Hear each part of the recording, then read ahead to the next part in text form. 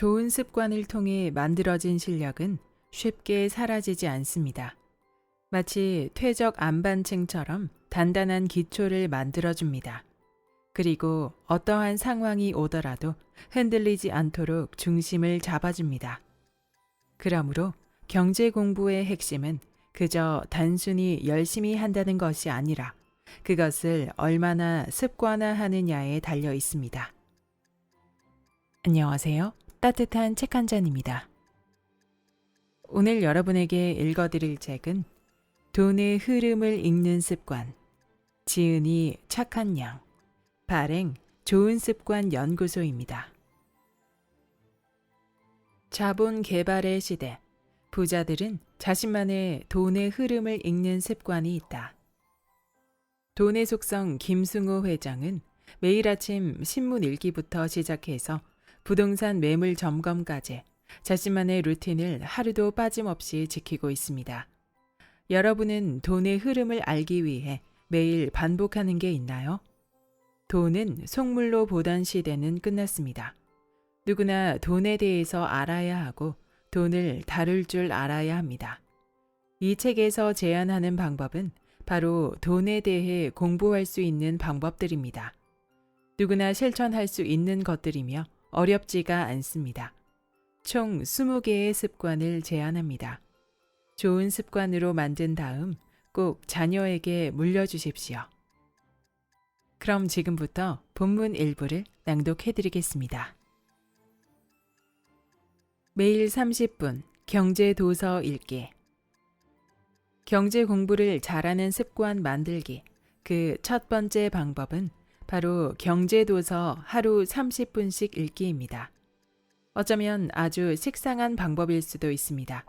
누구나 다 생각하고 있는 것이기도 하고요. 하지만 그럼에도 빼놓을 수 없는, 그래서 제일 첫 손가락으로 꼽는 방법이기도 합니다. 물론 경제 공부를 위해서는 경제 도서 외에도 강의, 경제 기사, 칼럼, 각종 미디어 시청 등 여러 편리하고 다양한 방법을 활용할 수도 있습니다.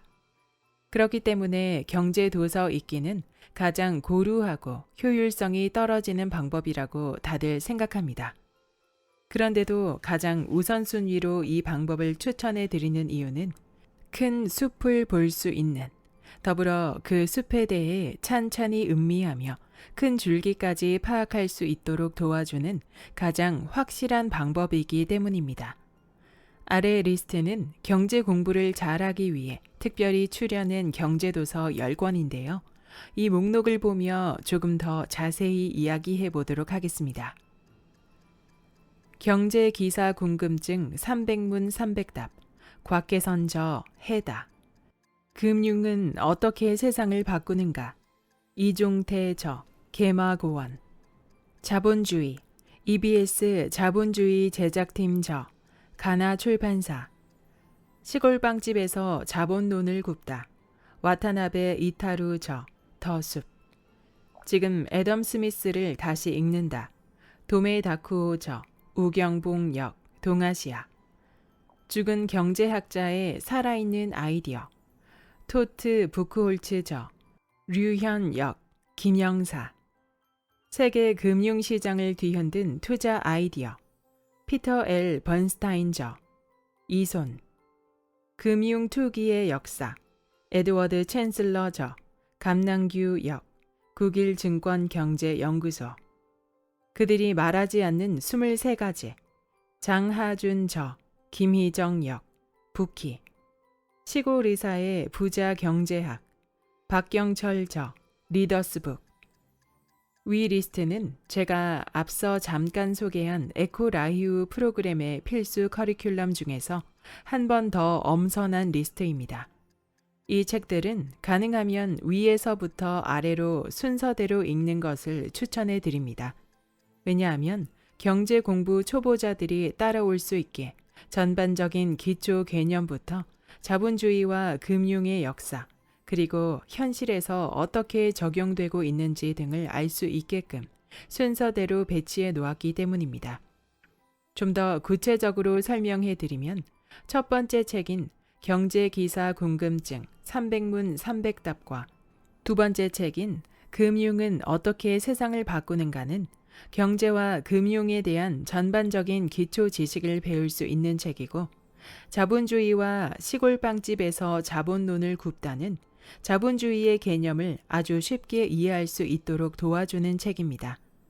여기에 지금 애덤 스미스를 다시 읽는다, 죽은 경제학자의 살아있는 아이디어, 세계 금융시장을 뒤흔든 투자 아이디어, 금융 투기의 역사까지 읽게 되면 경제의 역사는 물론이고 경제 사상을 이끌어온 주류 경제 이론까지 습득하게 됩니다. 이후 그들이 말하지 않는 23가지를 통해서는 자본주의의 숨겨진 비밀과 부작용에 대해, 마지막으로 시골 의사의 부자 경제학은 돈에 대한 관점 및 저축과 투자에 대한 현실적이며 실용적인 관점을 가르쳐 줍니다. 왜 순서대로 읽어야 하는지 아시겠죠? 책의 전반적인 난이도는 낮은 편이라고 말하기 어렵습니다.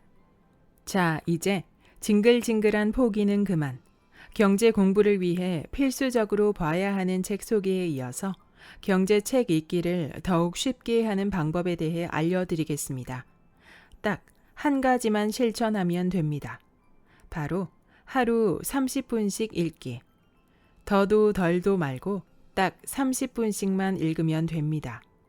다만 이때 요령이 필요합니다. 읽는 도중 이해가 잘 안 되는 부분이 많이 나올 텐데, 그때는 이해하려 애쓰지 말고 슬쩍 넘어가며 하루에 30분의 시간만 정확히 지켜주시는 겁니다. 만약 당신이 경알못이라면 조금 속되게 표현해서 검은 건 글씨, 하얀 건 종이라는 식으로 그저 눈으로만 훑고 지나가도 괜찮습니다. 아니, 어떻게 그럴 수 있나요?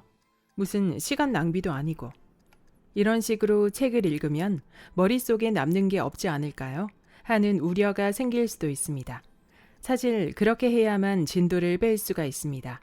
즉, 책 한두 권을 완벽히 숙독한다고 해서 경제가 다 이해되는 것도 아니니 멀리 보시고 조금씩 쌓아가는 공부를 해야 한다는 얘기입니다. 그래서 책을 읽다가 모르는 부분이 나올 때는 과감히 패스하고 다른 책에서 그 부분을 이해할 기회를 찾는 게 좀 더 현명한 방법입니다. 마치 색을 덧칠하듯 시작은 옅은 색이지만 덧칠을 계속하다 보면 나중에는 진한 색으로 변모하는 것처럼 말이죠. 하루 딱 30분씩만 경제 도서 읽기에 투자해 보세요. 잘 이해가 되지 않더라도 그냥 하루 30분, 이 시간만 지킨다는 생각, 그래서 습관화한다는 생각만 가지고 있으면 됩니다. 분명 자신도 모르는 사이에 실력은 늘어가고 내공은 깊어지게 됩니다.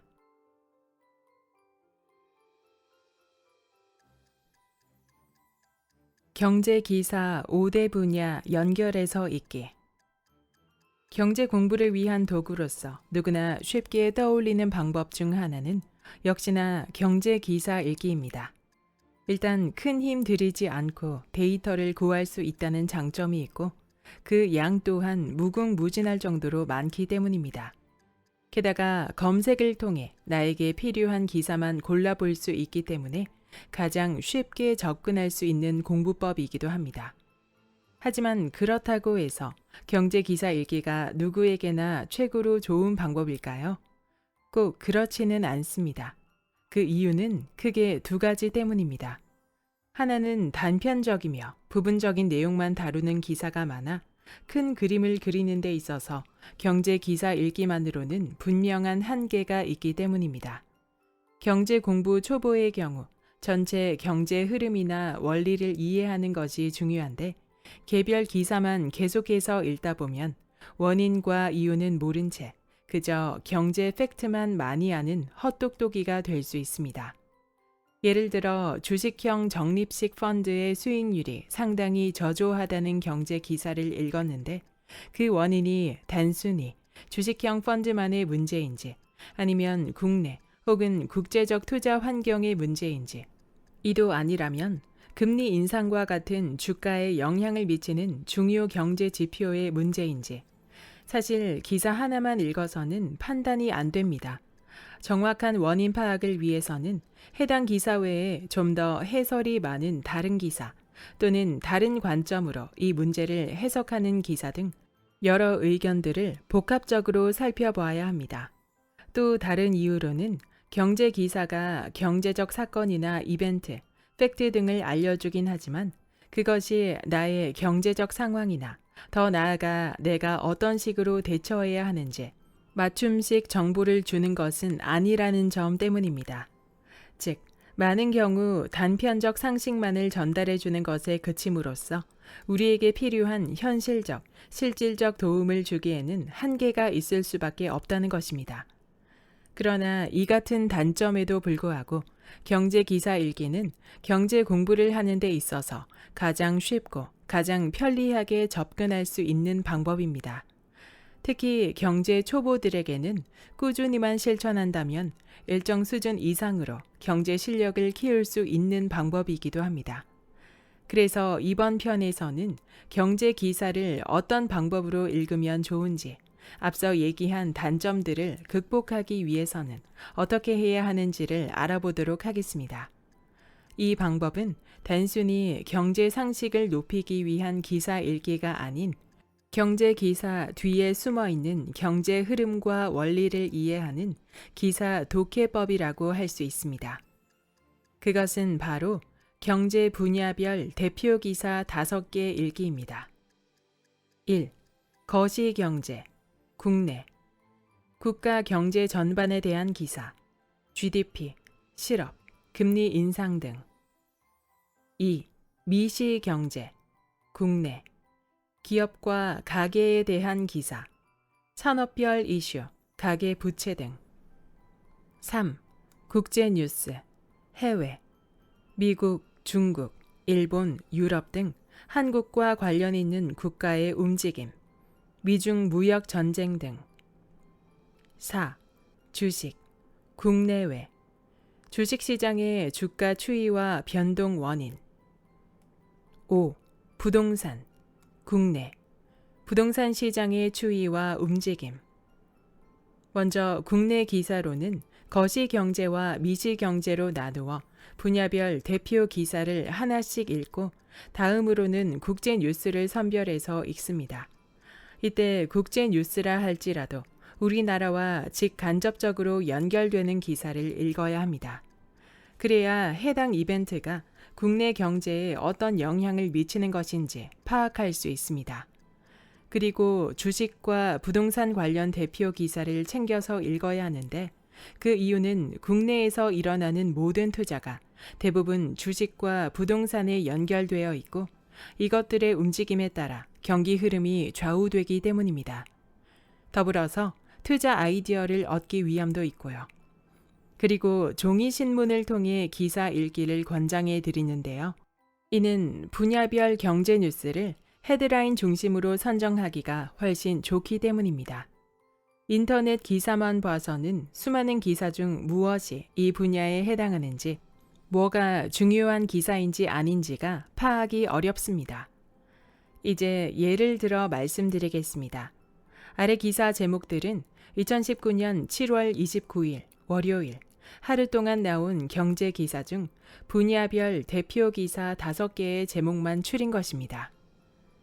1. 거시경제, 올 성장률 2.2%, 이대로면 힘들다, 파이낸셜 뉴스. 2.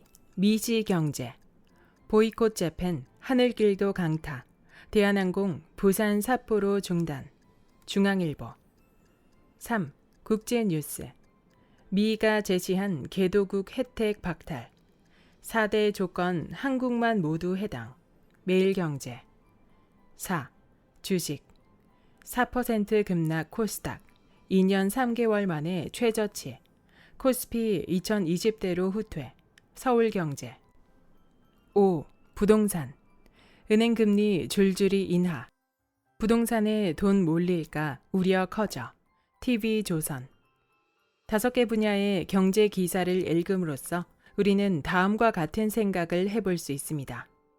일본과의 무역 마찰로 인해 올해 국내 성장률은 2.2%에 그칠 것으로 전망되고 특히나 관광, 항공업은 경제적 타격을 많이 받고 있으며 또한 미국이 개발도상국들에 부여하던 여러 가지 경제 혜택에서 한국은 더 이상 그 지위를 누릴 수 없어 그렇지 않아도 안 좋은 국내 경기가 더 악화될 가능성이 있겠네. 그 여파 때문인가? 주식시장은 계속해서 빠지고 있고 정부에서는 금리 인하를 통해 경기 부양을 하겠다고는 하는데 금리 인하를 추가적으로 더 하게 되면 현재 주춤한 부동산 가격이 다시 상승세로 돌아설 가능성도 생기겠구나. 어떤가요? 독자분들도 이렇게 생각하셨겠죠? 이처럼 5분야의 기사를 굴비 엮듯 하나로 연결해 생각해 볼 수 있다면 경제 실력은 빠르게 늘어납니다.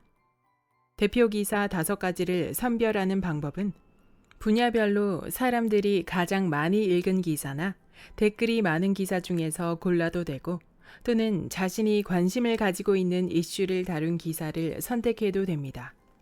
다만 여기서 한 가지만 더 추가하자면 경제 기사를 읽을 때 반드시 기사에서 말하고 있는 팩트나 사건, 이벤트 등이 나의 경제 생활에 어떤 영향을 미치게 될지 그리고 그 영향을 어떤 식으로 활용할 수 있을지 꼭 생각을 해봐야 한다는 것입니다. 물론 처음에는 쉽지가 않습니다. 하지만 경제 공부 기간이 늘어나게 되면 자연스럽게 해당 경제 기사가 나의 경제 상황과 어떻게 연결되는지 알게 되고 더불어 그 상황을 어떤 식으로 활용할지 감이라는 게 잡히게 됩니다. 하지만 그때까지는 쉽지 않더라도 의도적으로 경제 기사와 나의 경제 상황을 연결하는 연습을 계속할 필요가 있습니다. 경제 지표 체크와 뉴욕 마감 기사 읽기.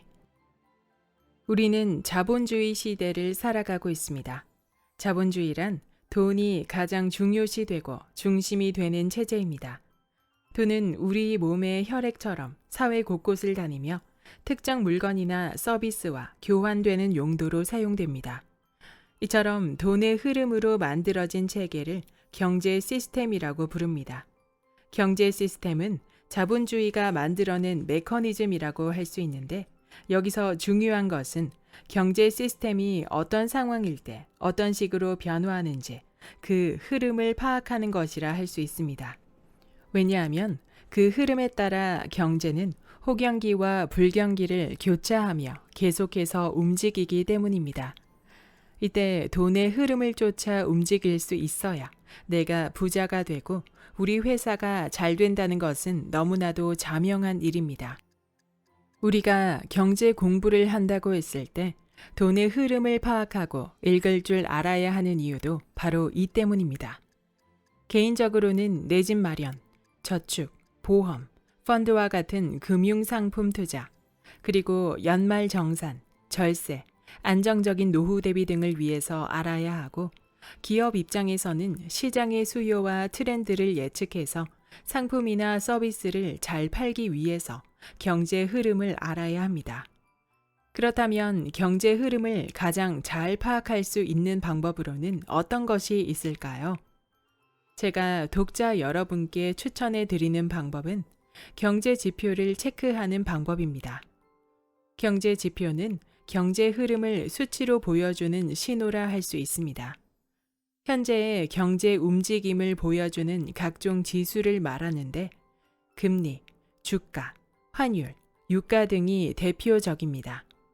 금리, 환율 이런 거 나오면 나랑은 왠지 거리가 먼 것 같다는 생각도 드실 텐데요. 처음엔 잘 모르더라도 꾸준하게 지표를 접하다 보면 아, 경기가 안 좋아지고 있구나. 혹은 물가가 많이 올라 생활이 더 힘들어지겠구나 등의 실물 경제가 보내는 신호를 빠르게 알아차릴 수 있습니다. 그러니 너무 걱정하지 않으셔도 됩니다. 생물학과 출신인 저도 매일 브리핑을 하면서 깨진 것처럼 여러분도 꾸준히 보다 보면 자연스레 지표 간의 상관관계나 지표가 의미하는 실물 경제의 흐름을 파악할 수 있답니다. 자, 그러면 경제 지표 각각에 대해 간단히 알아볼까요? 1. 금리. 원금에 지급할 이자를 비율로 표시한 수치. 2. 주가. 주식시장에서 거래되는 개별 주가를 모아 전체 수치로 표시한 지표. 3. 환율. 한 나라의 화폐와 외국 화폐와의 교환 비율. 4. 유가. 석유의 거래 가격. 여기까지는 다들 알고 있을 텐데요. 그럼 하나씩 설명해 보겠습니다. 금리는 다른 말로 하면 돈의 가치라 할 수 있습니다. 금리가 올라간다는 의미는 한마디로 돈의 가치가 높아진다는 뜻입니다.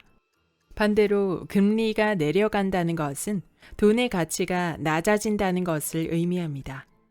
2020년 5월 말 기준 우리나라의 기준금리는 0.50%로 역사적 최저점을 기록하고 있습니다. 물론 코로나19라고 하는 돌발 변수에 의한 것이긴 하지만 이전 기준금리 또한 0.75, 1.25%밖에 되지 않았다는 점을 생각하면 저금리 추세가 계속해서 이어져 오고 있음을 알 수 있습니다. 이는 과거 3에서 5% 금리 때와 비교하면 돈의 가치가 정말 많이 떨어져 있다는 것을 의미하며 장기적으로는 물가가 가파르게 오르는 인플레이션을 유발할 수도 있다는 것을 의미합니다. 두 번째로 주가는 경기 선행 지수 역할을 하는 선발대라 할 수 있습니다. 경기 선행 지수란 경기가 좋아질지 아니면 나빠질지를 예측해 볼 수 있는 지표로서 주가가 일정 기간 계속해서 오르게 되면 향후 경기가 좋아질 것으로 예측할 수 있고 반대로 주가가 내려가는 상황이면 경기 전망도 그리 밝지 않다고 볼 수 있습니다. 또한 주가는 금리가 상승할 경우 반대인 아래로 떨어지는 경향이 있는데 이는 현행 금리가 높아진다면 사람들이 굳이 위험한 주식 투자 대신 상대적으로 안전한 은행에 넣어두는 게 낫다고 생각하기 때문입니다. 그런 사람들이 많아지면 당연히 주가는 하락하게 될 것이고요. 세 번째로 환율은 두 나라 간 화폐의 교환 비율입니다. 미국 화폐 1달러는 약 1238원입니다. 이 환율은 국가 간 무역에 매우 중요한 역할을 담당하는데 예를 들어 환율이 상승하게 되면 한국의 수출 기업 입장에서는 똑같은 1달러를 수출하고도 100원을 더 벌 수 있다는 뜻이 됩니다.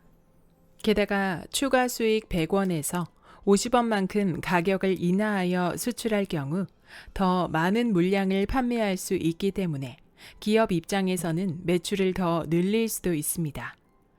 이런 이유로 환율 상승은 수출 기업에 여러모로 이득이 됩니다.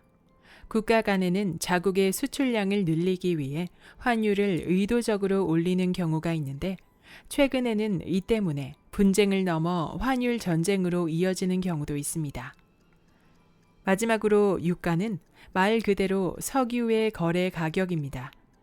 유가 상승에는 크게 두 가지 케이스가 있는데 하나는 글로벌 경기가 좋아져 석유 사용량이 늘어나는 것이며 다른 하나는 석유를 생산하는 산유국들이 가격을 올리기 위해 일부러 담합을 하는 경우입니다. 반대로 산유국들이 자국의 석유를 많이 팔기 위해 공급량을 늘리거나 코로나와 같은 예기치 못한 사태로 인해 경기 침체가 이어지게 될 때는 유가가 아래로 방향을 틀게 됩니다. 이 외에도 유가는 중동의 지역 분쟁이나 각 국가 간 석유를 둘러싼 정치적 암투에 의해 요동치기도 하는 만큼 언제나 뜨거운 감자로 등장하는 경제 지표이기도 합니다. 경제 지표는 네이버나 다음과 같은 포털 사이트, investing.com과 같은 경제 관련 사이트 등에서 확인할 수 있습니다. 하지만 그저 눈으로 보는 것과 자신이 직접 지표를 챙겨보는 것에는 큰 차이가 있습니다. 이는 영화를 보는 관객과 직접 영화에 출연하는 배우의 입장만큼이나 크다고 할 수 있습니다. 그렇기 때문에 경제 흐름의 변화를 직접 체감할 수 있는 효과를 얻고자 한다면 반드시 자신의 손으로 직접 경제 지표를 체크하는 것을 추천합니다. 그렇다면 경제 지표 체크는 어떻게 할까요? 아주 간단합니다. 표 하나를 만든 후 날짜를 쓰고 매일 우리나라와 미국의 기준금리, 그리고 주가, 환율, 유가를 하루 한 번씩 기록해 주기만 하면 됩니다. 이런 식으로 말이죠.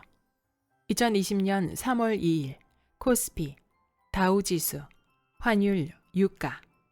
2020년 3월 3일 코스피, 다우지수, 환율, 유가. 쉽죠? 다만 여기에는 금리가 빠져 있는데 기준금리는 다른 지표와 달리 매일 변화하는 지표가 아니기 때문에 별도의 표를 만드는 것이 좋습니다. 이것도 귀찮고 그냥 표 하나로 정리하고 싶은 분은 금리까지 추가하여 매일 총 6개의 지표를 업데이트 해주면 됩니다. 엑셀 프로그램을 활용하여 이런 식으로 정리를 하다 보면 조금만 지나도 상당한 양의 데이터가 쌓이게 됩니다. 매일매일 변화가 무척 미세한 지표도 있기 때문에 데이터가 많아지게 되면 큰 흐름과 경향성을 한눈에 파악하는 게 쉽지 않을 수 있습니다. 이런 경우 월 단위로 데이터를 끊어서 보게 되면 전체 흐름이 한눈에 들어옵니다. 그리고 경제 지표 체크와 함께 딱 한 가지 더 해볼 것이 있습니다. 그것은 매일 아침 뉴욕 마감 기사를 읽는 것입니다. 뉴스 검색에서 뉴욕 마감이라고 입력하면 되는데요. 통상 아침 6시 정도면 기사가 업로드됩니다. 여기에는 전날 미국 금융시장의 주요 지표부터 미 대통령의 행적, 글로벌 경제 이벤트 및 사건 사고, 미국 주요 기업 상황, 금리 움직임, 달러, 유가 및 금 가격의 변화 등 지난 밤 동안 있었던 경제의 주요 이슈들이 거의 총망라되어 있습니다. 경제 책 읽기나 기사 읽기와 마찬가지로 뉴욕 마감 기사도 처음 보게 되면 그냥 무슨 숫자의 나열 같기도 하고 금방 이해가 안 됩니다. 하지만 이것도 계속해서 읽다 보면 일정한 패턴이 보이고 어느 순간이 되면 저절로 이해가 되는 경험을 할 수 있습니다.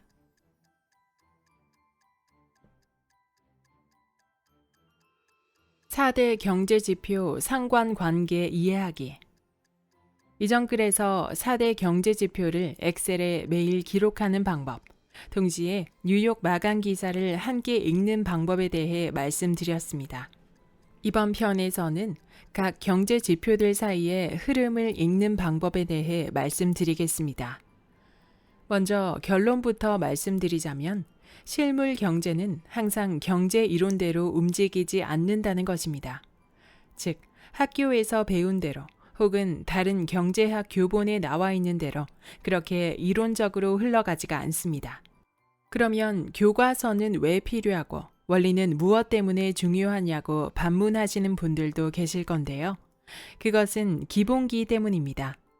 경제 현상을 이해하기 위해서는 먼저 기본기를 탄탄히 다지고 이후 다양한 변수에 따라 움직이는 실물의 흐름을 분석할 줄 알아야 합니다. 그저 이론대로 혹은 이론에 대한 이해도 없이 덤비게 되면 계속해서 원칙 없는 공부만 하게 됩니다. 맨 먼저 금리부터 알아보겠습니다. 미국의 기준금리 변화 추이를 가지고 설명하겠습니다. 위 그림은 2006년부터 2019년 10월까지 미국의 기준금리 추이를 보여주는 그래프입니다. 2006년 6월 5.25%로 고점을 유지하던 미국의 기준금리는 글로벌 금융위기의 전조가 보이던 2007년 9월 4.75%로 0.5%씩 하락을 시작하다 2007년 말에는 4.25%까지 떨어지게 됩니다. 그리고 본격적인 글로벌 금융위기가 터지며 2008년 미국의 기준금리는 추락의 추락을 거듭 2008년 말에는 0에서 0.25%까지 떨어짐으로써 본격적인 제로금리 시대를 맞이하게 됩니다. 이와 동시에 미국 정부에서는 경기 부양을 위해 수조 달러에 이르는 천문학적인 돈을 시중에 풉니다. 그렇게 제로금리가 쭉 이어지다 2015년 12월 미 연방은행에서는 드디어 인플레이션의 우려가 있다는 진단하에 0.25%에서 0.50%로 금리 인상을 단행함으로써 제로 금리 시대를 맞이하게 됩니다. 그리고 매해 1회에서 3회씩 꾸준히 금리를 올림으로써 2018년 말에는 2.25%에서 2.50%까지 금리가 올라갑니다. 하지만 2019년 7월부터는 다시 불경기의 조짐이 보인다 판단하고서 조금씩 금리 인하를 단행. 10월 말에는 1.50%에서 1.75%까지 금리가 떨어집니다. 그래프에 나와 있진 않지만 2020년 들어와 미 연방은행에서는 코로나19로 인한 실물 경기 침체에 대응하기 위해 파격적이다 못해 충격적인 금리 인하를 시행하는데 3월 3일과 15일 2회에 걸쳐 무려 1.5%의 금리를 낮춤으로써 기준금리를 다시 글로벌 금융위기 때와 같은 제로금리 수준으로 만들어버립니다. 지난 편에서 금리를 다른 말로 돈의 가치라고 이야기했습니다. 즉, 금리가 올라가면 돈의 가치가 높아지게 되며 반대로 금리가 내려가게 되면 돈의 가치는 낮아진다고 말씀드렸습니다. 2008년 글로벌 금융위기 때 미국이 금리를 제로까지 낮춘 이유는 돈의 가치를 낮춤으로써 사람들이 저축 대신 더 많은 소비를 하게 만들어 경기를 부양하기 위해서였습니다.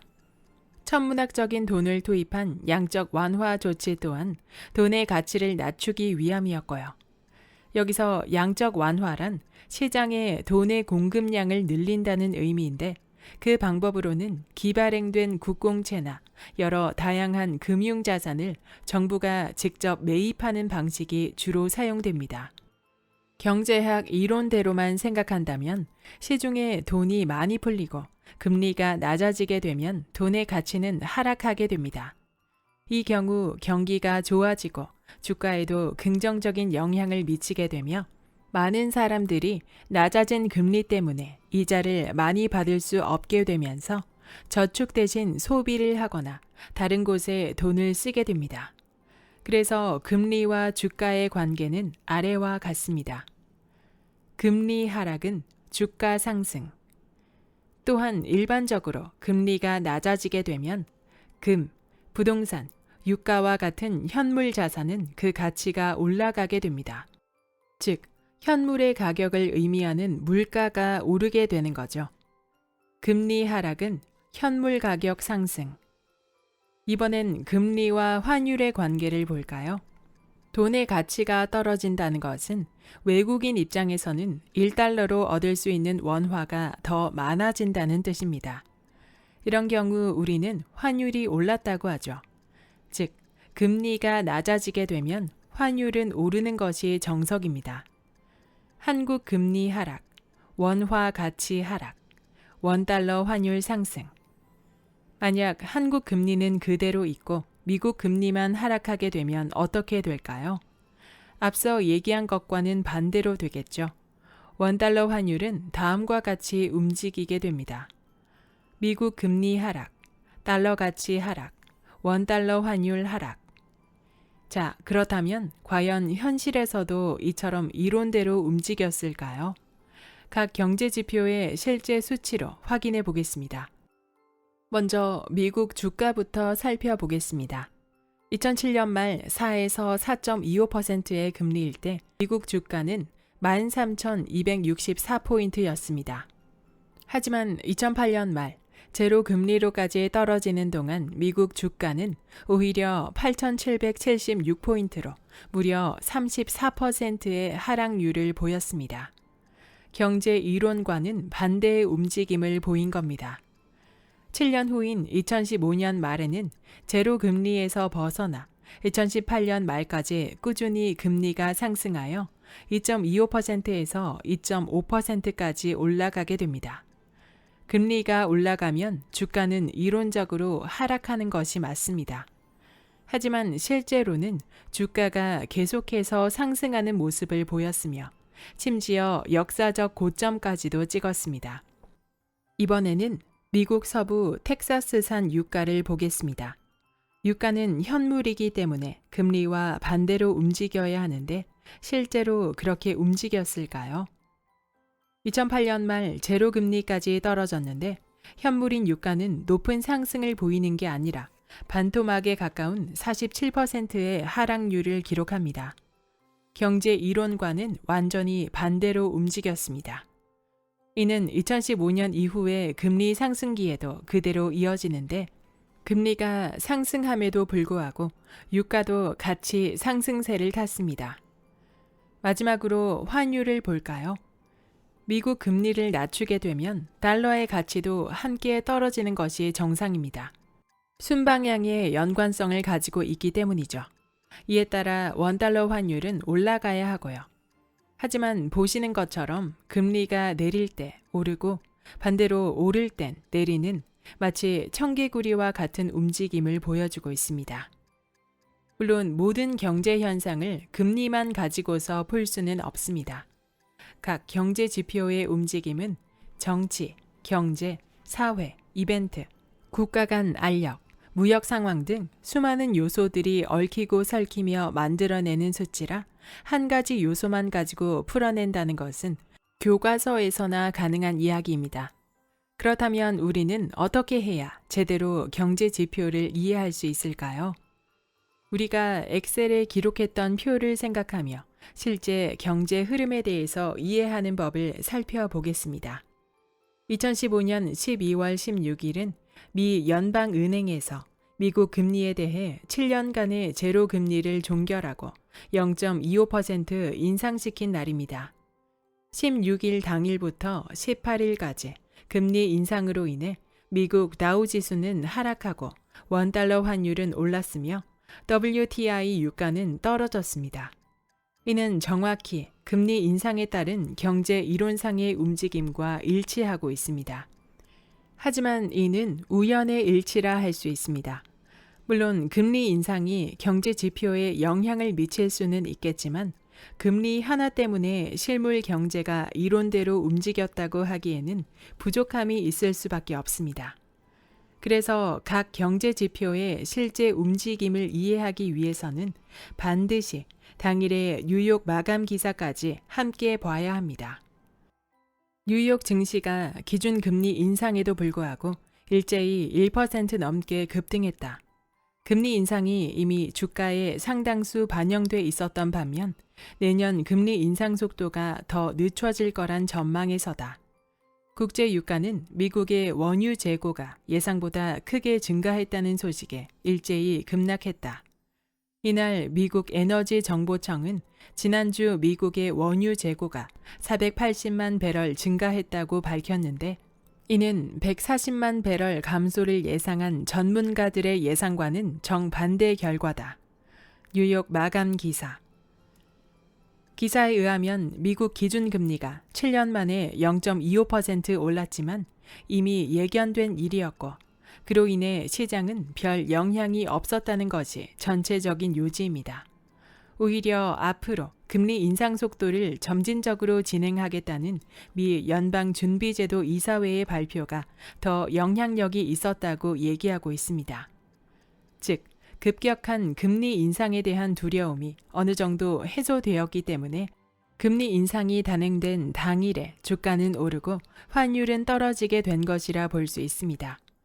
하지만 유가는 전일보다 4.9%나 떨어졌는데 이는 기사의 내용처럼 미국 원유 재고가 예상보다 훨씬 많은 양을 기록했기 때문입니다.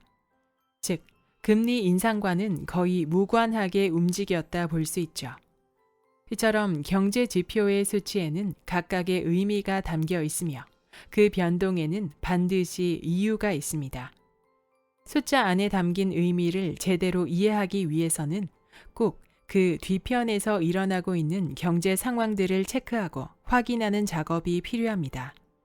이를 위해 매일 아침 뉴욕 마감 기사를 읽어야 하는 거고요. 하루하루 기사를 읽고 경제 지표를 꾸준히 기록하다 보면 어느 순간 경제의 큰 흐름이 눈에 들어오기 시작합니다. 경제 지표들이 오르락 내리락 계속 변동하는 와중에 큰 방향성도 읽을 수 있게 되고요. 경제 지표를 기록하고 정리하는 방법은 가장 지루하고 재미없는 방법이지만 또 한편으로는 가장 효과적인 방법입니다. 최소 3개월만 실천해 보시기 바랍니다. 그러면 효과를 조금씩 느끼게 되고 6개월을 지나 1년을 넘기면 독자분들은 어느 곳에 가서도 경제 분야에 대해 빠지지 않는 사람이 되어 있을 겁니다. 소시적 제가 일일 경제 지표 보고를 통해 실력을 쌓았던 것처럼 말이죠. 여기까지 돈의 흐름을 읽는 습관의 본문 일부였습니다. 이 책의 저자 착한 양님은 우연한 기회로 직무 순환을 통해 재무팀에 근무하게 되면서 업무를 이해하기 위해 경제 공부를 시작하게 되었다고 합니다. 이후 매일 경제 현황 보고서를 작성하여 보고하는 업무를 하며 자신의 경제 안목을 쌓았고 그동안 쌓아온 경제 공부법을 사내 게시판에 공유하면서 큰 반향을 불러온 것을 계기로 브런치에 글도 쓰고 여러 책을 내며 현재는 1인 기업을 창업하여 재무 컨설턴트와 독서 코칭 전문가로 활약하고 있습니다. 우리는 자본주의 시스템 속에서 살고 있으며 그 속에서 핵심적인 역할을 하는 돈에 대한 공부는 필수라고 할 수 있습니다. 이 책은 제목 그대로 돈의 흐름, 경제의 흐름을 읽어낼 수 있도록 습관을 만들기 위한 방법을 알려주고 있는데요.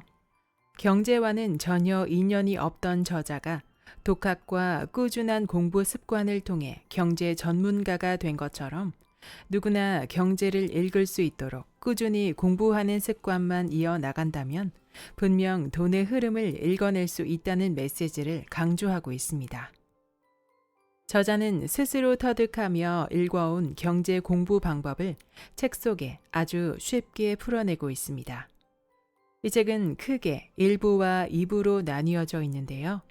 1부에서는 돈의 흐름을 읽기 위한 경제 공부를 하는 방법을 11가지 소주제로 나누어 아주 자세히 설명하고 있습니다. 매일 30분 경제도서 읽기, 북 리뷰 작성하기, 경제기사 5대 분야 읽기, 3줄로 경제기사 요약하기 등 경제 공부를 처음 시작하는 독자들도 그대로 따라하면서 방법을 익힐 수 있도록 자세히 설명해 놓았기에 정말 유용한 정보들이었습니다. 덧붙여 경제의 흐름을 파악하기 위한 기본 용어와 요소들에 대한 설명도 함께 있어서 경제 공부에 어려움을 느끼는 사람도 쉽게 접할 수 있도록 했습니다. 2부에서는 자산과 부채, 투자에 대해서 어떤 방법으로 접근하는 것이 좋은지 초보자들이 쉽게 이해하고 접근해 볼 수 있는 방법들을 저술해 놓았습니다. 소액으로 주식, 펀드 투자해보기, 초보에게 추천하는 ETF 투자, 부동산 투자 시뮬레이션 해보기 등 깊게 들어가는 내용은 아니지만 처음 접하는 분들에게 두려움 없이 시작해 볼 수 있는 가이드라인을 제시하고 있어서 매우 좋았습니다. 사실 저도 책을 통해서 또는 영상이나 기사들을 통해서 경제 공부를 나름대로 하고 있는데요. 구체적으로 어떤 방법으로 어떤 틀을 가지고 하는 게 좋을지, 더 효율적일지 공부가 필요하다고 생각하고 있었습니다. 돈의 흐름은 어떤 경로이든 나의 삶에 직접적인 영향을 끼치기에 그 흐름을 파악할 줄 안다는 것은 큰 인센티브로 작용하리라 짐작되었습니다.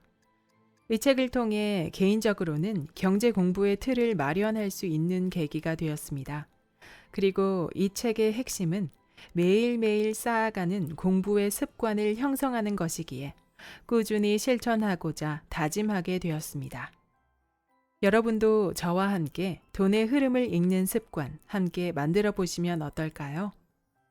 구독과 좋아요와 댓글은 큰 힘이 됩니다. 다음 영상에서 만나요.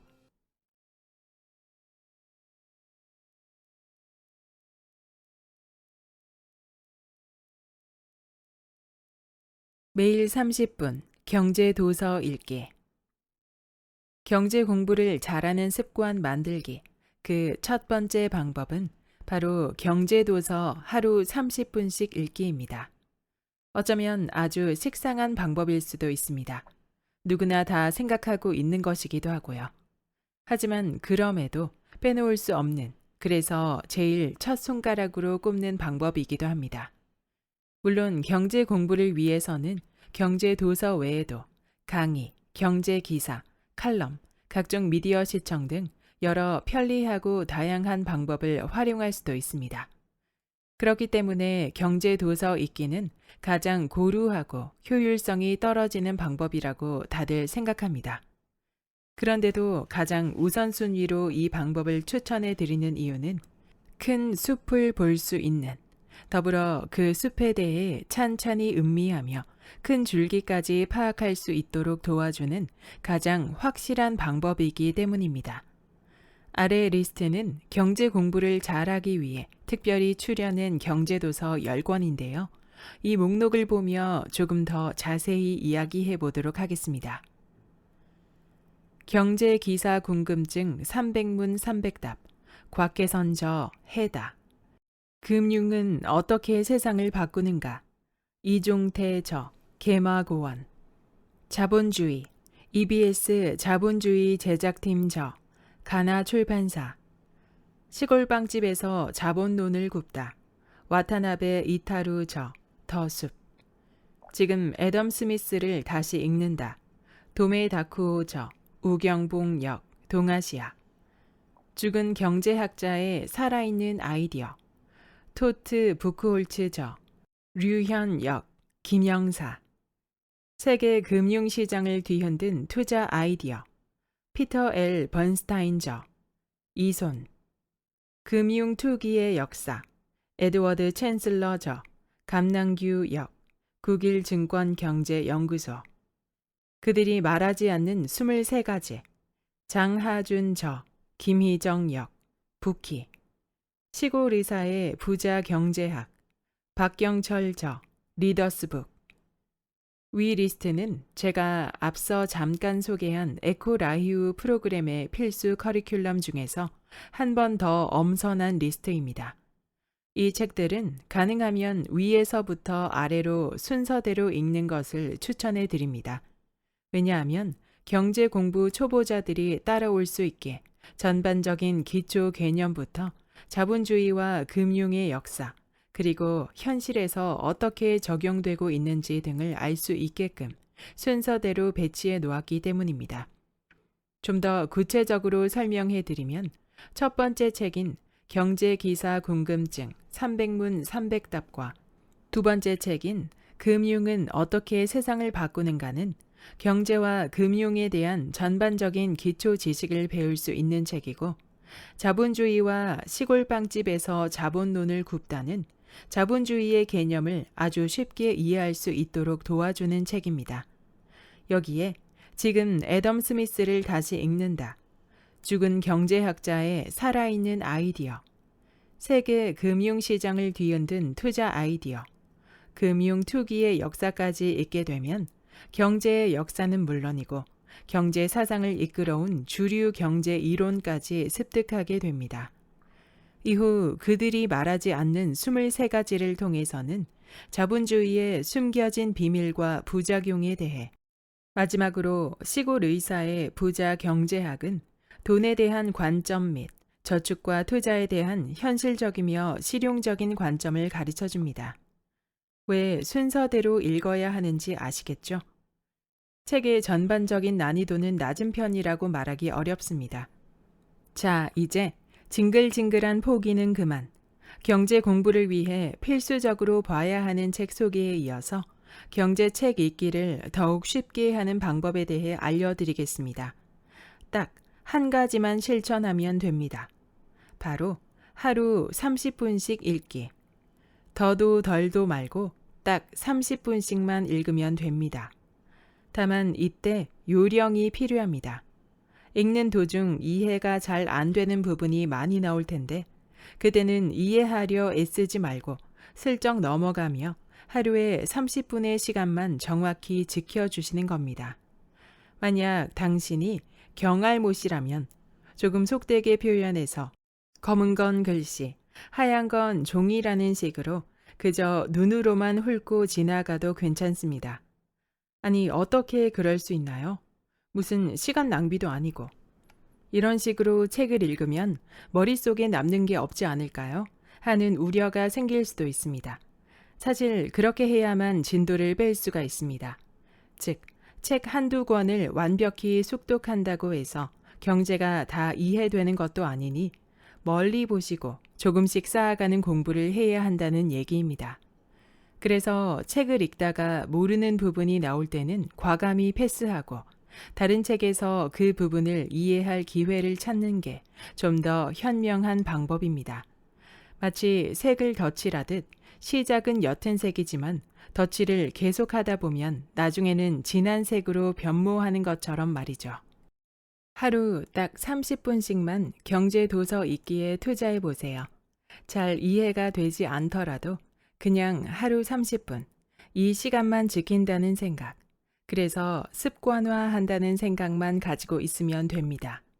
분명 자신도 모르는 사이에 실력은 늘어가고 내공은 깊어지게 됩니다.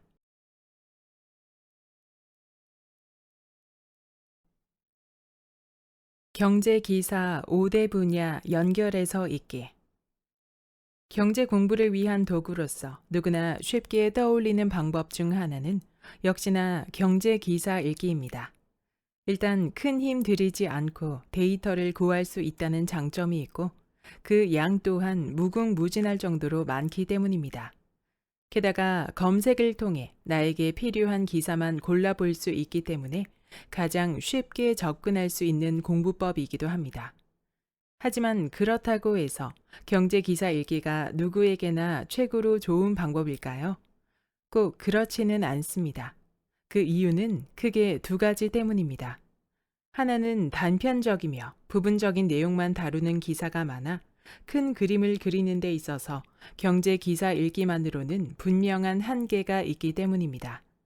경제 공부 초보의 경우 전체 경제 흐름이나 원리를 이해하는 것이 중요한데 개별 기사만 계속해서 읽다 보면 원인과 이유는 모른 채 그저 경제 팩트만 많이 아는 헛똑똑이가 될 수 있습니다. 예를 들어 주식형 적립식 펀드의 수익률이 상당히 저조하다는 경제 기사를 읽었는데 그 원인이 단순히 주식형 펀드만의 문제인지 아니면 국내 혹은 국제적 투자 환경의 문제인지 이도 아니라면 금리 인상과 같은 주가에 영향을 미치는 중요 경제 지표의 문제인지 사실 기사 하나만 읽어서는 판단이 안 됩니다. 정확한 원인 파악을 위해서는 해당 기사 외에 좀 더 해설이 많은 다른 기사 또는 다른 관점으로 이 문제를 해석하는 기사 등 여러 의견들을 복합적으로 살펴봐야 합니다. 또 다른 이유로는 경제 기사가 경제적 사건이나 이벤트, 팩트 등을 알려주긴 하지만 그것이 나의 경제적 상황이나 더 나아가 내가 어떤 식으로 대처해야 하는지 맞춤식 정보를 주는 것은 아니라는 점 때문입니다. 즉, 많은 경우 단편적 상식만을 전달해 주는 것에 그침으로써 우리에게 필요한 현실적, 실질적 도움을 주기에는 한계가 있을 수밖에 없다는 것입니다. 그러나 이 같은 단점에도 불구하고 경제 기사 읽기는 경제 공부를 하는 데 있어서 가장 쉽고 가장 편리하게 접근할 수 있는 방법입니다. 특히 경제 초보들에게는 꾸준히만 실천한다면 일정 수준 이상으로 경제 실력을 키울 수 있는 방법이기도 합니다. 그래서 이번 편에서는 경제 기사를 어떤 방법으로 읽으면 좋은지, 앞서 얘기한 단점들을 극복하기 위해서는 어떻게 해야 하는지를 알아보도록 하겠습니다. 이 방법은 단순히 경제 상식을 높이기 위한 기사 읽기가 아닌 경제 기사 뒤에 숨어 있는 경제 흐름과 원리를 이해하는 기사 독해법이라고 할 수 있습니다. 그것은 바로 경제 분야별 대표 기사 5개 읽기입니다. 1. 거시경제, 국내, 국가 경제 전반에 대한 기사, GDP, 실업, 금리 인상 등. 2. 미시경제, 국내, 기업과 가계에 대한 기사, 산업별 이슈, 가계 부채 등. 3. 국제뉴스, 해외, 미국, 중국, 일본, 유럽 등 한국과 관련 있는 국가의 움직임, 미중 무역 전쟁 등. 4. 주식, 국내외, 주식시장의 주가 추이와 변동 원인, 5. 부동산, 국내, 부동산 시장의 추이와 움직임. 먼저 국내 기사로는 거시경제와 미시경제로 나누어 분야별 대표 기사를 하나씩 읽고 다음으로는 국제뉴스를 선별해서 읽습니다. 이때 국제뉴스라 할지라도 우리나라와 직간접적으로 연결되는 기사를 읽어야 합니다. 그래야 해당 이벤트가 국내 경제에 어떤 영향을 미치는 것인지 파악할 수 있습니다. 그리고 주식과 부동산 관련 대표 기사를 챙겨서 읽어야 하는데 그 이유는 국내에서 일어나는 모든 투자가 대부분 주식과 부동산에 연결되어 있고 이것들의 움직임에 따라 경기 흐름이 좌우되기 때문입니다. 더불어서 투자 아이디어를 얻기 위함도 있고요. 그리고 종이 신문을 통해 기사 읽기를 권장해 드리는데요. 이는 분야별 경제 뉴스를 헤드라인 중심으로 선정하기가 훨씬 좋기 때문입니다. 인터넷 기사만 봐서는 수많은 기사 중 무엇이 이 분야에 해당하는지, 뭐가 중요한 기사인지 아닌지가 파악이 어렵습니다.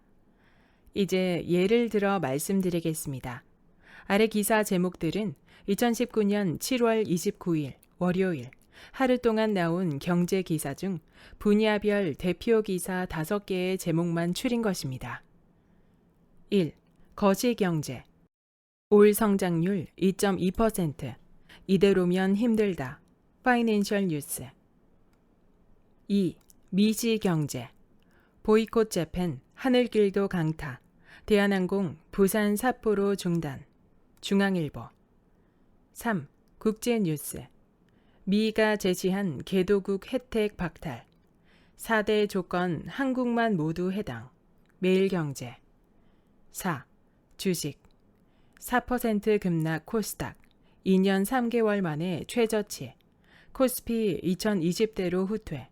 서울경제. 5. 부동산. 은행금리 줄줄이 인하. 부동산에 돈 몰릴까 우려 커져. TV조선. 5개 분야의 경제 기사를 읽음으로써 우리는 다음과 같은 생각을 해볼 수 있습니다. 일본과의 무역 마찰로 인해 올해 국내 성장률은 2.2%에 그칠 것으로 전망되고 특히나 관광, 항공업은 경제적 타격을 많이 받고 있으며 또한 미국이 개발도상국들에 부여하던 여러 가지 경제 혜택에서 한국은 더 이상 그 지위를 누릴 수 없어 그렇지 않아도 안 좋은 국내 경기가 더 악화될 가능성이 있겠네. 그 여파 때문인가? 주식시장은 계속해서 빠지고 있고 정부에서는 금리 인하를 통해 경기 부양을 하겠다고는 하는데 금리 인하를 추가적으로 더 하게 되면 현재 주춤한 부동산 가격이 다시 상승세로 돌아설 가능성도 생기겠구나. 어떤가요? 독자분들도 이렇게 생각하셨겠죠? 이처럼 5분야의 기사를 굴비 엮듯 하나로 연결해 생각해 볼 수 있다면 경제 실력은 빠르게 늘어납니다. 대표 기사 5가지를 선별하는 방법은 분야별로 사람들이 가장 많이 읽은 기사나 댓글이 많은 기사 중에서 골라도 되고 또는 자신이 관심을 가지고 있는 이슈를 다룬 기사를 선택해도 됩니다. 다만 여기서 한 가지만 더 추가하자면 경제 기사를 읽을 때 반드시 기사에서 말하고 있는 팩트나 사건, 이벤트 등이 나의 경제 생활에 어떤 영향을 미치게 될지, 그리고 그 영향을 어떤 식으로 활용할 수 있을지 꼭 생각을 해봐야 한다는 것입니다. 물론 처음에는 쉽지가 않습니다. 하지만 경제 공부 기간이 늘어나게 되면 자연스럽게 해당 경제 기사가 나의 경제 상황과 어떻게 연결되는지 알게 되고 더불어 그 상황을 어떤 식으로 활용할지 감이라는 게 잡히게 됩니다. 하지만 그때까지는 쉽지 않더라도 의도적으로 경제 기사와 나의 경제 상황을 연결하는 연습을 계속할 필요가 있습니다. 경제 지표 체크와 뉴욕 마감 기사 읽기. 우리는 자본주의 시대를 살아가고 있습니다. 자본주의란 돈이 가장 중요시되고 중심이 되는 체제입니다. 돈은 우리 몸의 혈액처럼 사회 곳곳을 다니며 특정 물건이나 서비스와 교환되는 용도로 사용됩니다. 이처럼 돈의 흐름으로 만들어진 체계를 경제 시스템이라고 부릅니다. 경제 시스템은 자본주의가 만들어낸 메커니즘이라고 할 수 있는데, 여기서 중요한 것은 경제 시스템이 어떤 상황일 때 어떤 식으로 변화하는지 그 흐름을 파악하는 것이라 할 수 있습니다. 왜냐하면 그 흐름에 따라 경제는 호경기와 불경기를 교차하며 계속해서 움직이기 때문입니다. 이때 돈의 흐름을 쫓아 움직일 수 있어야 내가 부자가 되고 우리 회사가 잘 된다는 것은 너무나도 자명한 일입니다. 우리가 경제 공부를 한다고 했을 때 돈의 흐름을 파악하고 읽을 줄 알아야 하는 이유도 바로 이 때문입니다. 개인적으로는 내 집 마련, 저축, 보험, 펀드와 같은 금융상품 투자, 그리고 연말 정산, 절세, 안정적인 노후 대비 등을 위해서 알아야 하고, 기업 입장에서는 시장의 수요와 트렌드를 예측해서 상품이나 서비스를 잘 팔기 위해서 경제 흐름을 알아야 합니다. 그렇다면 경제 흐름을 가장 잘 파악할 수 있는 방법으로는 어떤 것이 있을까요? 제가 독자 여러분께 추천해 드리는 방법은 경제 지표를 체크하는 방법입니다. 경제 지표는 경제 흐름을 수치로 보여주는 신호라 할 수 있습니다. 현재의 경제 움직임을 보여주는 각종 지수를 말하는데, 금리, 주가, 환율, 유가 등이 대표적입니다. 금리, 환율, 이런 거 나오면 나랑은 왠지 거리가 먼 것 같다는 생각도 드실 텐데요.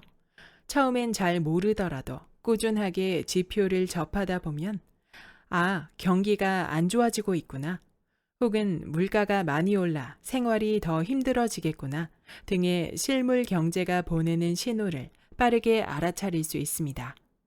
그러니 너무 걱정하지 않으셔도 됩니다. 생물학과 출신인 저도 매일 브리핑을 하면서 깨진 것처럼 여러분도 꾸준히 보다 보면 자연스레 지표 간의 상관관계나 지표가 의미하는 실물 경제의 흐름을 파악할 수 있답니다. 자, 그러면 경제 지표 각각에 대해 간단히 알아볼까요? 1. 금리. 원금에 지급할 이자를 비율로 표시한 수치. 2. 주가. 주식시장에서 거래되는 개별 주가를 모아 전체 수치로 표시한 지표. 3. 환율. 한 나라의 화폐와 외국 화폐와의 교환 비율. 4. 유가. 석유의 거래 가격. 여기까지는 다들 알고 있을 텐데요. 그럼 하나씩 설명해 보겠습니다. 금리는 다른 말로 하면 돈의 가치라 할 수 있습니다. 금리가 올라간다는 의미는 한마디로 돈의 가치가 높아진다는 뜻입니다. 반대로 금리가 내려간다는 것은 돈의 가치가 낮아진다는 것을 의미합니다. 2020년 5월 말 기준 우리나라의 기준금리는 0.50%로 역사적 최저점을 기록하고 있습니다. 물론 코로나19라고 하는 돌발 변수에 의한 것이긴 하지만 이전 기준금리 또한 0.75, 1.25%밖에 되지 않았다는 점을 생각하면 저금리 추세가 계속해서 이어져 오고 있음을 알 수 있습니다. 이는 과거 3에서 5% 금리 때와 비교하면 돈의 가치가 정말 많이 떨어져 있다는 것을 의미하며, 장기적으로는 물가가 가파르게 오르는 인플레이션을 유발할 수도 있다는 것을 의미합니다. 두 번째로 주가는 경기 선행 지수 역할을 하는 선발대라 할 수 있습니다. 경기 선행 지수란 경기가 좋아질지 아니면 나빠질지를 예측해 볼 수 있는 지표로서, 주가가 일정 기간 계속해서 오르게 되면 향후 경기가 좋아질 것으로 예측할 수 있고, 반대로 주가가 내려가는 상황이면 경기 전망도 그리 밝지 않다고 볼 수 있습니다. 또한 주가는 금리가 상승할 경우 반대인 아래로 떨어지는 경향이 있는데, 이는 현행 금리가 높아진다면 사람들이 굳이 위험한 주식 투자 대신 상대적으로 안전한 은행에 넣어두는 게 낫다고 생각하기 때문입니다. 그런 사람들이 많아지면 당연히 주가는 하락하게 될 것이고요. 세 번째로 환율은 두 나라 간 화폐의 교환 비율입니다. 미국 화폐 1달러는 약 1238원입니다. 이 환율은 국가 간 무역에 매우 중요한 역할을 담당하는데, 예를 들어 환율이 상승하게 되면 한국의 수출 기업 입장에서는 똑같은 1달러를 수출하고도 100원을 더 벌 수 있다는 뜻이 됩니다. 게다가 추가 수익 100원에서 50원만큼 가격을 인하하여 수출할 경우 더 많은 물량을 판매할 수 있기 때문에 기업 입장에서는 매출을 더 늘릴 수도 있습니다. 이런 이유로 환율 상승은 수출 기업에 여러모로 이득이 됩니다. 국가 간에는 자국의 수출량을 늘리기 위해 환율을 의도적으로 올리는 경우가 있는데, 최근에는 이 때문에 분쟁을 넘어 환율 전쟁으로 이어지는 경우도 있습니다. 마지막으로 유가는 말 그대로 석유의 거래 가격입니다. 유가 상승에는 크게 두 가지 케이스가 있는데, 하나는 글로벌 경기가 좋아져 석유 사용량이 늘어나는 것이며, 다른 하나는 석유를 생산하는 산유국들이 가격을 올리기 위해 일부러 담합을 하는 경우입니다. 반대로 산유국들이 자국의 석유를 많이 팔기 위해 공급량을 늘리거나 코로나와 같은 예기치 못한 사태로 인해 경기 침체가 이어지게 될 때는 유가가 아래로 방향을 틀게 됩니다. 이 외에도 유가는 중동의 지역 분쟁이나 각 국가 간 석유를 둘러싼 정치적 암투에 의해 요동치기도 하는 만큼 언제나 뜨거운 감자로 등장하는 경제 지표이기도 합니다. 경제 지표는 네이버나 다음과 같은 포털 사이트, investing.com과 같은 경제 관련 사이트 등에서 확인할 수 있습니다. 하지만 그저 눈으로 보는 것과 자신이 직접 지표를 챙겨보는 것에는 큰 차이가 있습니다. 이는 영화를 보는 관객과 직접 영화에 출연하는 배우의 입장만큼이나 크다고 할 수 있습니다. 그렇기 때문에 경제 흐름의 변화를 직접 체감할 수 있는 효과를 얻고자 한다면 반드시 자신의 손으로 직접 경제 지표를 체크하는 것을 추천합니다. 그렇다면 경제 지표 체크는 어떻게 할까요? 아주 간단합니다. 표 하나를 만든 후 날짜를 쓰고 매일 우리나라와 미국의 기준금리, 그리고 주가, 환율, 유가를 하루 한 번씩 기록해 주기만 하면 됩니다. 이런 식으로 말이죠. 2020년 3월 2일 코스피, 다우지수, 환율, 유가. 2020년 3월 3일 코스피, 다우지수, 환율, 유가. 쉽죠? 다만 여기에는 금리가 빠져 있는데, 기준금리는 다른 지표와 달리 매일 변화하는 지표가 아니기 때문에 별도의 표를 만드는 것이 좋습니다. 이것도 귀찮고 그냥 표 하나로 정리하고 싶은 분은 금리까지 추가하여 매일 총 6개의 지표를 업데이트 해주면 됩니다. 엑셀 프로그램을 활용하여 이런 식으로 정리를 하다 보면 조금만 지나도 상당한 양의 데이터가 쌓이게 됩니다. 매일매일 변화가 무척 미세한 지표도 있기 때문에 데이터가 많아지게 되면 큰 흐름과 경향성을 한눈에 파악하는 게 쉽지 않을 수 있습니다. 이런 경우 월 단위로 데이터를 끊어서 보게 되면 전체 흐름이 한눈에 들어옵니다. 그리고 경제 지표 체크와 함께 딱 한 가지 더 해볼 것이 있습니다. 그것은 매일 아침 뉴욕 마감 기사를 읽는 것입니다. 뉴스 검색에서 뉴욕 마감이라고 입력하면 되는데요. 통상 아침 6시 정도면 기사가 업로드 됩니다. 여기에는 전날 미국 금융시장의 주요 지표부터 미 대통령의 행적, 글로벌 경제 이벤트 및 사건 사고, 미국 주요 기업 상황, 금리 움직임, 달러, 유가 및 금 가격의 변화 등 지난 밤 동안 있었던 경제의 주요 이슈들이 거의 총망라되어 있습니다. 경제 책 읽기나 기사 읽기와 마찬가지로 뉴욕 마감 기사도 처음 보게 되면 그냥 무슨 숫자의 나열 같기도 하고 금방 이해가 안 됩니다. 하지만 이것도 계속해서 읽다 보면 일정한 패턴이 보이고 어느 순간이 되면 저절로 이해가 되는 경험을 할 수 있습니다.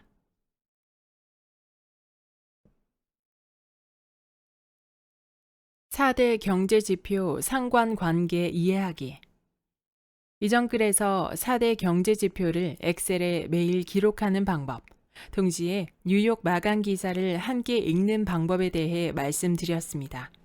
이번 편에서는 각 경제지표들 사이의 흐름을 읽는 방법에 대해 말씀드리겠습니다. 먼저 결론부터 말씀드리자면 실물 경제는 항상 경제 이론대로 움직이지 않는다는 것입니다. 즉, 학교에서 배운 대로 혹은 다른 경제학 교본에 나와 있는 대로 그렇게 이론적으로 흘러가지가 않습니다. 그러면 교과서는 왜 필요하고 원리는 무엇 때문에 중요하냐고 반문하시는 분들도 계실 건데요. 그것은 기본기 때문입니다. 경제 현상을 이해하기 위해서는 먼저 기본기를 탄탄히 다지고 이후 다양한 변수에 따라 움직이는 실물의 흐름을 분석할 줄 알아야 합니다.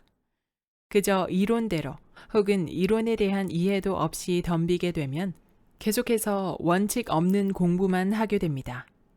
맨 먼저 금리부터 알아보겠습니다. 미국의 기준금리 변화 추이를 가지고 설명하겠습니다. 위 그림은 2006년부터 2019년 10월까지 미국의 기준금리 추이를 보여주는 그래프입니다.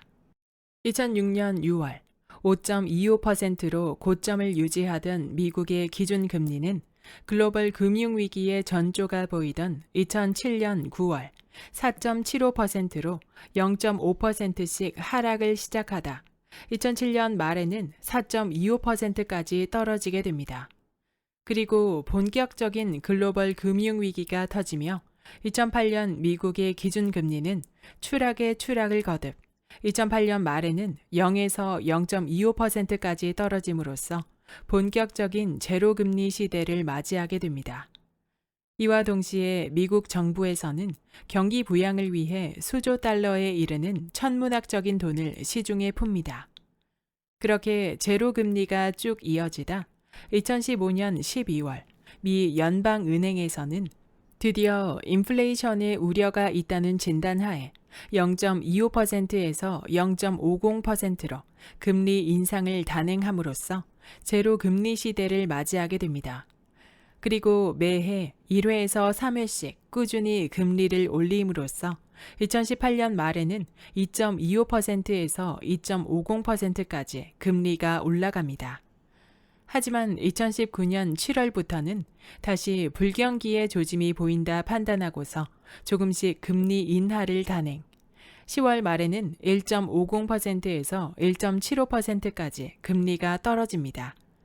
그래프에 나와 있진 않지만 2020년 들어와 미 연방은행에서는 코로나19로 인한 실물 경기 침체에 대응하기 위해 파격적이다 못해 충격적인 금리 인하를 시행하는데 3월 3일과 15일 2회에 걸쳐 무려 1.5%의 금리를 낮춤으로써 기준금리를 다시 글로벌 금융위기 때와 같은 제로금리 수준으로 만들어버립니다.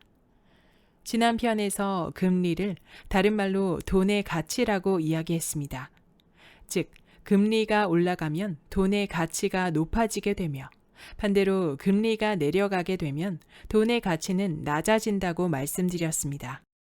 2008년 글로벌 금융위기 때 미국이 금리를 제로까지 낮춘 이유는 돈의 가치를 낮춤으로써 사람들이 저축 대신 더 많은 소비를 하게 만들어 경기를 부양하기 위해서였습니다. 천문학적인 돈을 투입한 양적 완화 조치 또한 돈의 가치를 낮추기 위함이었고요. 여기서 양적 완화란 시장에 돈의 공급량을 늘린다는 의미인데 그 방법으로는 기발행된 국공채나 여러 다양한 금융자산을 정부가 직접 매입하는 방식이 주로 사용됩니다. 경제학 이론대로만 생각한다면 시중에 돈이 많이 풀리고 금리가 낮아지게 되면 돈의 가치는 하락하게 됩니다. 이 경우 경기가 좋아지고 주가에도 긍정적인 영향을 미치게 되며 많은 사람들이 낮아진 금리 때문에 이자를 많이 받을 수 없게 되면서 저축 대신 소비를 하거나 다른 곳에 돈을 쓰게 됩니다. 그래서 금리와 주가의 관계는 아래와 같습니다. 금리 하락은 주가 상승. 또한 일반적으로 금리가 낮아지게 되면 금, 부동산, 유가와 같은 현물 자산은 그 가치가 올라가게 됩니다. 즉, 현물의 가격을 의미하는 물가가 오르게 되는 거죠. 금리 하락은 현물 가격 상승.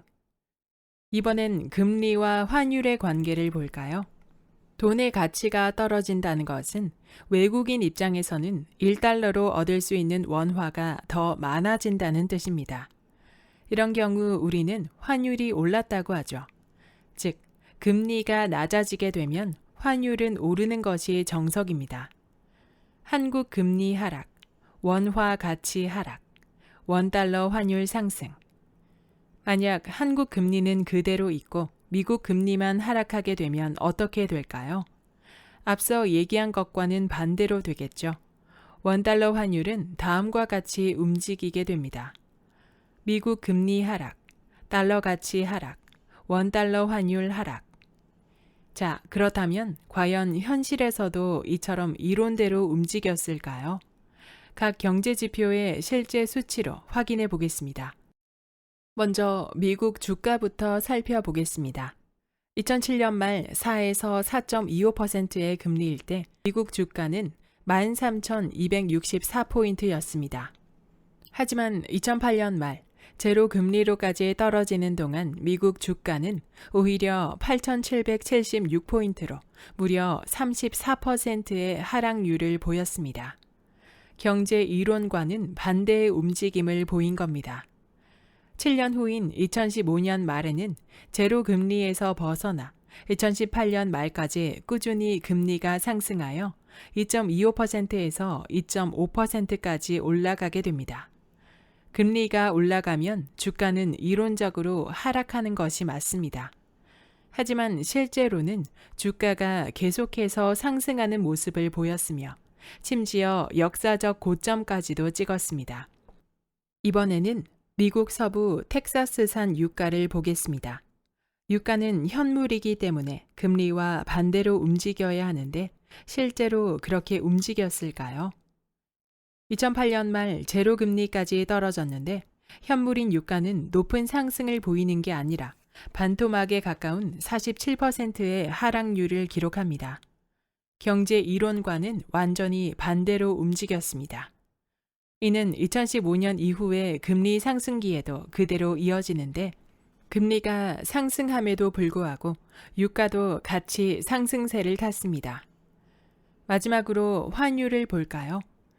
미국 금리를 낮추게 되면 달러의 가치도 함께 떨어지는 것이 정상입니다. 순방향의 연관성을 가지고 있기 때문이죠. 이에 따라 원달러 환율은 올라가야 하고요. 하지만 보시는 것처럼 금리가 내릴 때 오르고 반대로 오를 땐 내리는 마치 청개구리와 같은 움직임을 보여주고 있습니다. 물론 모든 경제 현상을 금리만 가지고서 풀 수는 없습니다. 각 경제 지표의 움직임은 정치, 경제, 사회, 이벤트, 국가 간 알력, 무역 상황 등 수많은 요소들이 얽히고 설키며 만들어내는 수치라 한 가지 요소만 가지고 풀어낸다는 것은 교과서에서나 가능한 이야기입니다. 그렇다면 우리는 어떻게 해야 제대로 경제 지표를 이해할 수 있을까요? 우리가 엑셀에 기록했던 표를 생각하며 실제 경제 흐름에 대해서 이해하는 법을 살펴보겠습니다. 2015년 12월 16일은 미 연방은행에서 미국 금리에 대해 7년간의 제로 금리를 종결하고 0.25% 인상시킨 날입니다. 16일 당일부터 18일까지 금리 인상으로 인해 미국 다우지수는 하락하고 원달러 환율은 올랐으며 WTI 유가는 떨어졌습니다. 이는 정확히 금리 인상에 따른 경제 이론상의 움직임과 일치하고 있습니다. 하지만 이는 우연의 일치라 할 수 있습니다. 물론 금리 인상이 경제 지표에 영향을 미칠 수는 있겠지만 금리 하나 때문에 실물 경제가 이론대로 움직였다고 하기에는 부족함이 있을 수밖에 없습니다. 그래서 각 경제 지표의 실제 움직임을 이해하기 위해서는 반드시 당일의 뉴욕 마감 기사까지 함께 봐야 합니다. 뉴욕 증시가 기준금리 인상에도 불구하고 일제히 1% 넘게 급등했다. 금리 인상이 이미 주가에 상당수 반영돼 있었던 반면 내년 금리 인상 속도가 더 늦춰질 거란 전망에서다. 국제 유가는 미국의 원유 재고가 예상보다 크게 증가했다는 소식에 일제히 급락했다. 이날 미국 에너지 정보청은 지난주 미국의 원유 재고가 480만 배럴 증가했다고 밝혔는데 이는 140만 배럴 감소를 예상한 전문가들의 예상과는 정반대 결과다. 뉴욕 마감 기사. 기사에 의하면 미국 기준금리가 7년 만에 0.25% 올랐지만 이미 예견된 일이었고 그로 인해 시장은 별 영향이 없었다는 것이 전체적인 요지입니다. 오히려 앞으로 금리 인상 속도를 점진적으로 진행하겠다는 미 연방준비제도 이사회의 발표가 더 영향력이 있었다고 얘기하고 있습니다. 즉, 급격한 금리 인상에 대한 두려움이 어느 정도 해소되었기 때문에 금리 인상이 단행된 당일에 주가는 오르고 환율은 떨어지게 된 것이라 볼 수 있습니다. 하지만 유가는 전일보다 4.9%나 떨어졌는데 이는 기사의 내용처럼 미국 원유 재고가 예상보다 훨씬 많은 양을 기록했기 때문입니다. 즉, 금리 인상과는 거의 무관하게 움직였다 볼 수 있죠. 이처럼 경제 지표의 수치에는 각각의 의미가 담겨 있으며 그 변동에는 반드시 이유가 있습니다. 숫자 안에 담긴 의미를 제대로 이해하기 위해서는 꼭 그 뒤편에서 일어나고 있는 경제 상황들을 체크하고 확인하는 작업이 필요합니다. 이를 위해 매일 아침 뉴욕 마감 기사를 읽어야 하는 거고요. 하루하루 기사를 읽고 경제 지표를 꾸준히 기록하다 보면 어느 순간 경제의 큰 흐름이 눈에 들어오기 시작합니다. 경제 지표들이 오르락 내리락 계속 변동하는 와중에 큰 방향성도 읽을 수 있게 되고요. 경제 지표를 기록하고 정리하는 방법은 가장 지루하고 재미없는 방법이지만 또 한편으로는 가장 효과적인 방법입니다. 최소 3개월만 실천해 보시기 바랍니다. 그러면 효과를 조금씩 느끼게 되고 6개월을 지나 1년을 넘기면 독자분들은 어느 곳에 가서도 경제 분야에 대해 빠지지 않는 사람이 되어 있을 겁니다.